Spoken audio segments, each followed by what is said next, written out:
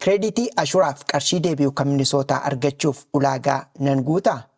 Jiraattonni Minisootaa baay'een isaanii kireeditii Ashuraa kan Ashuraa isaanii kaffalan hir'isuuf yookiin qarshii isaaniif deebi'u riifandis kan dabaluuf ulaagaa ni guutu. Kireeditiin tokko kan qarshii deebisanidha.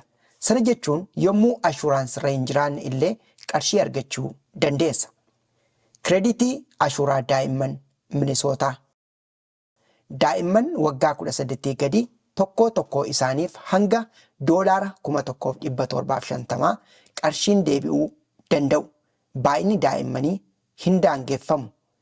Kireeditii daa'imman waggaa 18 ol ta'an ulaagaa guutaniif maatiin daa'imman waggaa 18 fi isaa olii ulaagaa guutuu qabaniif qarshiin deebi'uu danda'u.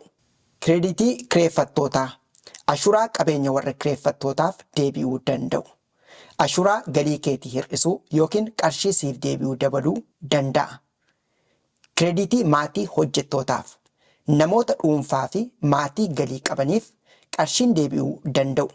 Yoo gatiin sirra jiruu hin jiraanne illee qarshii Ashuraa siif deebi'u ol ni kaasa. Kireeditii kee haga 12 barnootaa fi hir'isuu.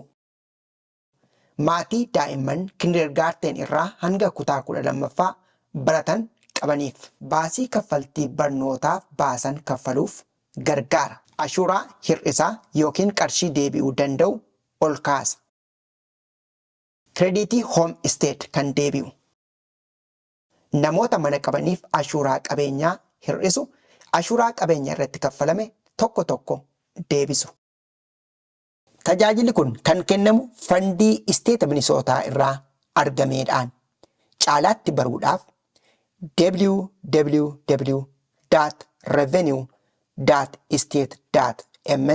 www.revenue.state.mn.us ilaalaa.